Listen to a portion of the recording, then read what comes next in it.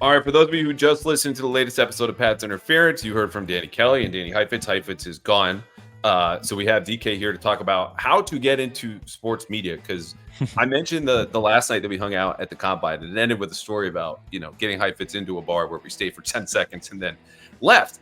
But another part of that night was just discussing with Bill Barnwell, among others, where we each got our start. How do you Yeah. get into the business? And I think this is something that people who listen and maybe just want to do a part-time, or they're in their teens or early 20s, want to get into a full-time, would love to hear about. And I don't I Yep. know you were at Field Goals, right? The Seattle Seahawks blog at SB Nation. Right. Yep. Yeah, that's it. So fill me in on stuff I probably should have been asking you, friend now of a few years. Like, No, that's fine. Story and how you got into this. Yeah, no, that's basically how it started. I got started in the industry really late, and honestly, it just started out as kind of a hobby, an interest of mine. I was working a different career, different job. I was doing like litigation support, so legal litigation support stuff at the time. And I started sort of just writing a blog about the Seahawks back in the day, and the timing just kind of worked out right for me, and it got a little bit lucky in the sense that, and this was I think 2011 or 2012, and the person that was running the Seahawks blog at SB Nation before me quit at the exact same time I started writing my blog, and then SB Nation did a search to find someone new to take over. They found my stuff, and it just kind of worked out. I started out, working for basically $0, and just like kind of running the website and doing that. And it was just kind of for fun. I was like a fan at the time, I'm still a fan, but I was just a fan and wanting to write about the team and engage with the community and the team. And over the years, obviously it helped a lot that the Seahawks got good at the same time I started. So they got Russell Wilson like the year after I started. And then things just kind of went from there. They won the Super Bowl in 2013. They went to the Super Bowl in 2014. We don't talk about that game. That game is erased from our memories. And, and it kind of just built from there. But with the help of a lot of people, built up the community at Field Goals. Like we got a lot of really good coverage there of like the X's and O's and things like that. I started to expand into SB Nation's like mothership, like the .com, for them doing coverage of the draft and just NFL in general. I got into doing like I kept asking for more ways to get more involved, and so they would sort of throw me different things along the way. Like I started doing game day Twitter for them on Sundays, with their NFL handle. And I guess the moral of the story is I did a little bit of everything along the way. I was doing the Seahawks heavy focus X's and O's. We did a couple different podcasts along the way that were really fun. And we were just doing it to like BS. Like we didn't actually think this was going to be like a thing that becomes such a huge part of, coverage in the industry, but it did. It was really good help. It was really good practice. Like I got a ton of reps doing podcasts back in the day. We did like a post-game podcast. We did a podcast where we were like guessing the lines, kind of similar to like not guessing lines, but talking about the lines, kind of like what Bill Simmons does, guess the lines. So things along those lines. And I just sort of expanded my breadth of knowledge, expanded my coverage. And I got lucky enough when the Ringer started. And I don't exactly know how they found me, but they found me. And I was lucky enough to be one of the first people hired to the Ringer to cover the NFL, along with Robert Mays and Kevin Clark and a handful of other people, Roger Sherman. And so, yeah, that was kind of the backstory of how I got started. And then the Ringer, I've evolved a lot too, but we can get into that too. But that's kind of the background of how I got into the industry. And I worked at SB Nation for 5 years, and then I got hired by the Ringer in 2016.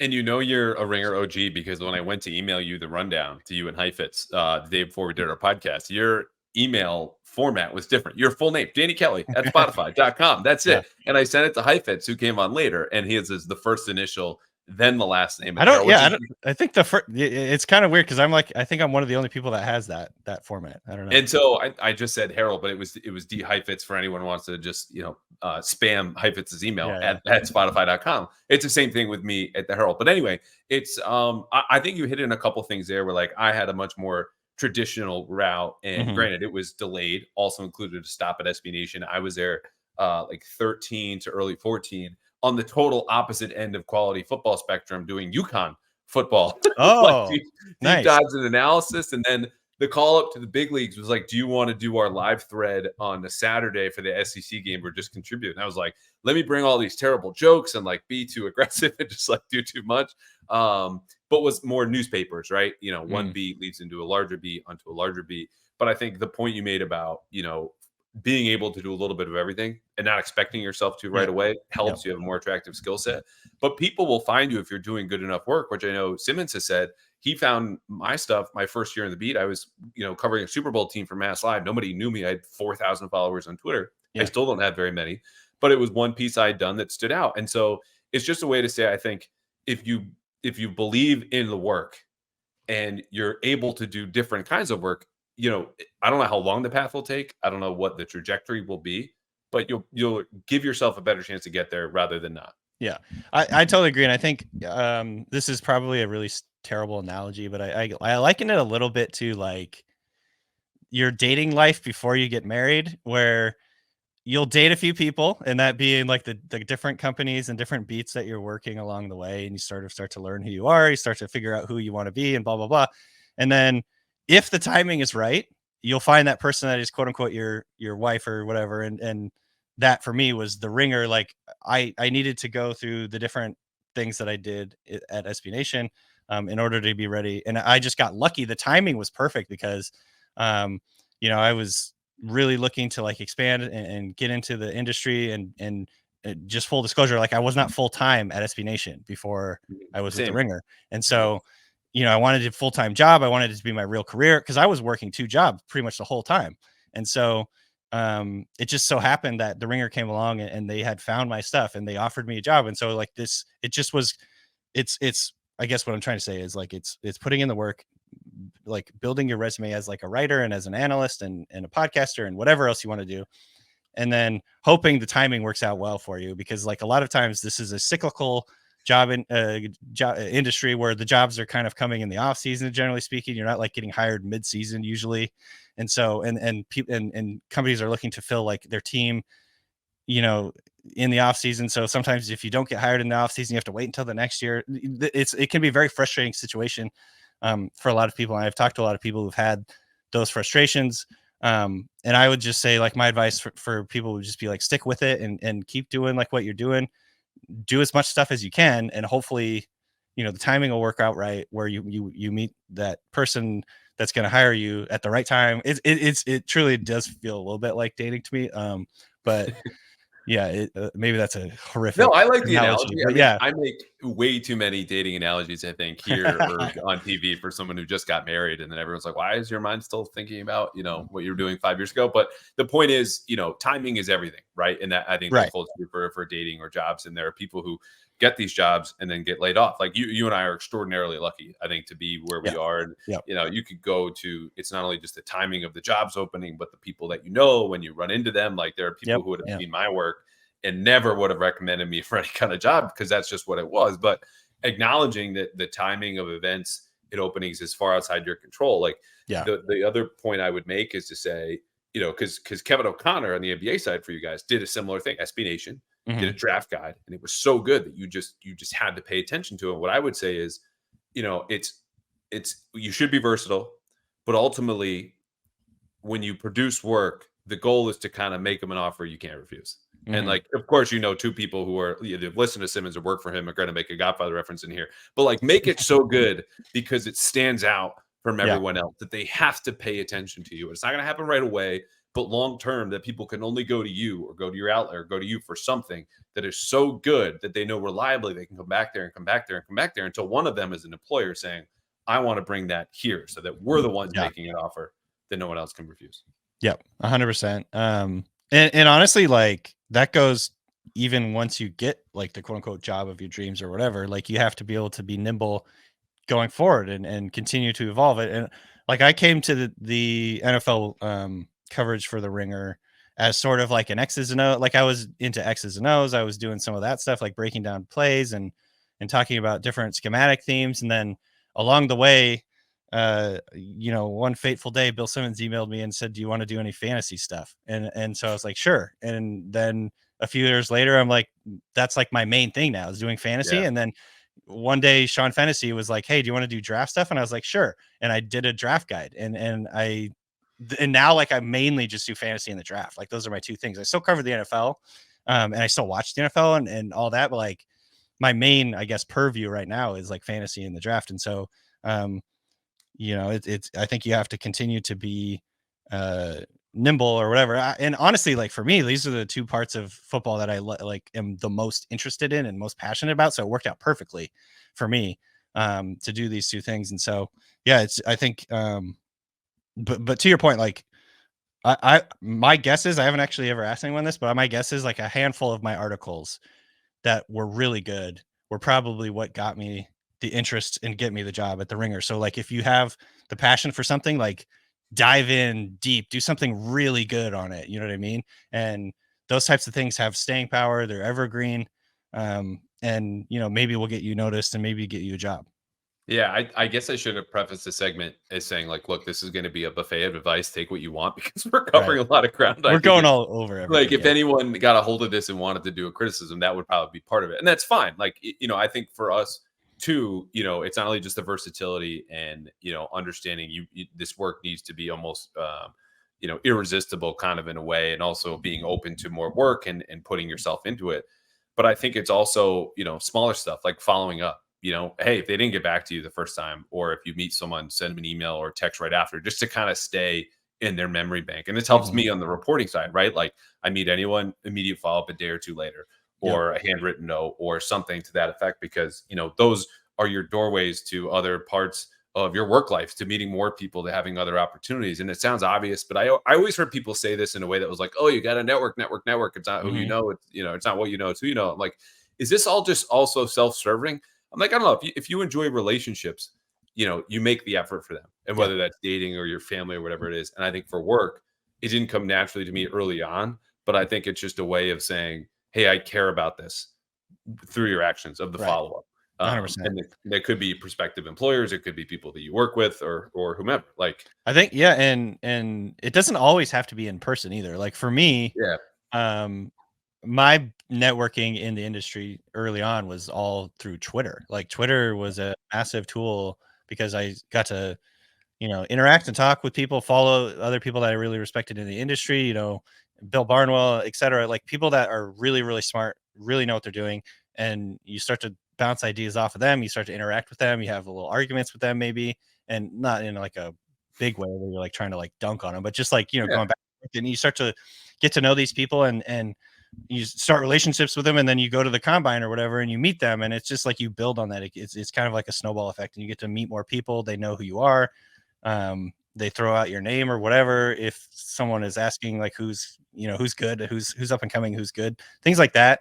So yeah, the networking 100% is like super important, and it's a big part of it because like it's like any industry in human culture. It's like who is important, because they're not just going to hire some random person with a name on a piece of paper. Like it's much easier if you're like, oh, I know that person, I've read their work, I blah blah blah. Like it's just kind of how it's just human nature. It's how it works. And I think we should say also, whether it's people who I just mentioned, like even on the Patriots beat, Zach Cox and Dakota Randall, no longer working in NESN, one laid off. The other one was basically, hey, you're going to have to, could have been laid off in a certain type of way. But the point is, you're going to have times that suck. And it might be, for me, staying up doing UConn film at 4 a.m, and then going to deliver Indian food just to kind of get by and have some cash on hand before I get a job that pays me $25,000 to cover high schools, or staying up as you're already working 2 jobs and then writing about the Seahawks. Like you're going to have to find a way to handle the hard parts and get better at them and get reps at that, because that'll fuel your, the work that you do, accelerate your growth, and then show to people who are watching, be like, okay, I know what this hard work looks like as far as the length or the quality of something in terms of the research. If they see it in you, that's a handshake unto itself. They know what you're about, what you're willing to do and sacrifice to get where you want to go. 100%. And like I think if anytime I talk to anybody who's looking for advice on just getting in the industry and getting a foot in the door and all that, my biggest piece of advice is always reps. Get reps. Like practice reps matter. Writing blogs, writing reactions, writing breaking down tape to me, like honestly, like the way I learned about football was you can watch a ton of football and maybe not quite ingest all of it. You know what I mean? Like you don't quite Oh, it's like, impossible. yeah, All it's the just like coaches in the so league much are stuff is rewinding going on. Yeah, it's 12 so times. Yeah. like for me at least, obviously people learn in different ways, but like for me, like writing articles where I was like breaking down exactly what happened and like going through each person on the field and like that taught me football an incredible amount. So even if you're not super like into X's and O's, I think it's valuable to do that just because then you learn the game that you're covering so much better. And you know, you don't have to be like an X's and O's guru. It just helps you learn like what's actually happening. You start to see, this is the way I put it. You start to see the matrix a little bit more. You start to see concepts versus plays. You know what I mean? Like you're seeing like this is a concept that they did in a different formation, in a different personnel grouping, but it's exactly the same thing that they're trying to accomplish in terms of like spacing on the field and the route, like the routes, how they're related to each other and things like that. So, I would say, you know, and when it comes to podcasting, like doing as many podcasts as you can, getting reps, being more comfortable doing it, getting more used to it, not being so nervous. When I started out, I was always just very nervous podcasting because it wasn't something that was like super natural to me. And over the years, you start to just become more comfortable doing it. It's like anything, just practice makes perfect. Practice definitely helps. And I would say to anybody, just get as many reps as you can with all that stuff. And feel free to steal. Like there's so much content out there. You don't want to do the exact same segment, but understanding that might be an inspiration to you to do your own type of draft or pick 'em or true or false, whatever it might be, because it's just like the best coaches out there.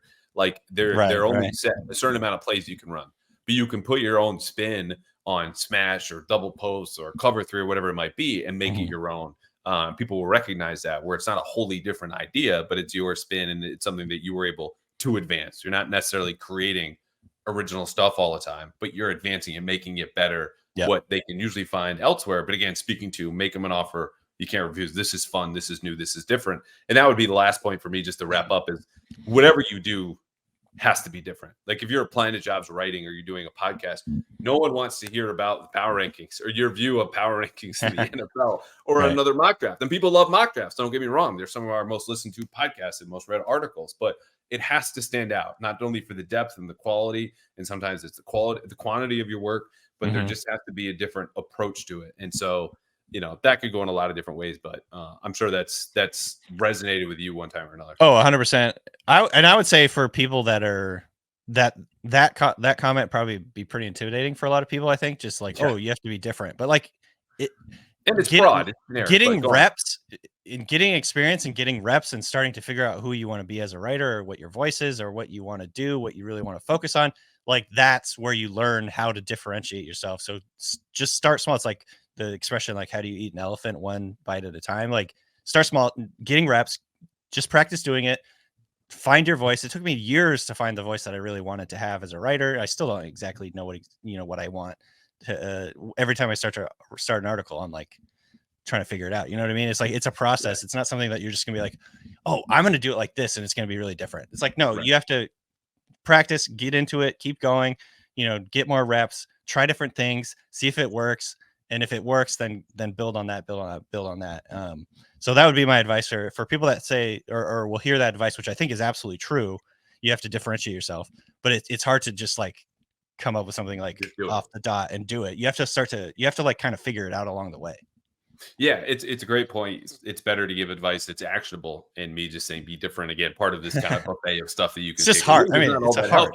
Yeah. But it makes a point because if you think about yourself as a consumer, what are you drawn to, right? Even just by the headline, something that's, and it might feel clickbaity or something different. Like I was going to read however many things that Austin came up to do to the Dune 2 popcorn bucket because you're not finding that anywhere else. I'm like, this is so GD absurd that he was gonna I'm sure I could figure out one that was on the popcorn bucket, maybe two, but let me see what my man's got here. But this has been awesome. It's called 15 Off the Field. We always go a little bit longer, but I thought you'd had some great listens and you delivered, man. And I hope the next month flies by because it feels like the longest wait of the year leading up to the draft. If every day was the day Christmas Eve or 2 days before, but it's been awesome. I really appreciate your friendship and advice here. Yeah, same here, man. I appreciate it. This was fun. Yeah, can't wait for the draft to get here. It's like a month away at this point, so we're getting close. Yeah, for sure. See you, man.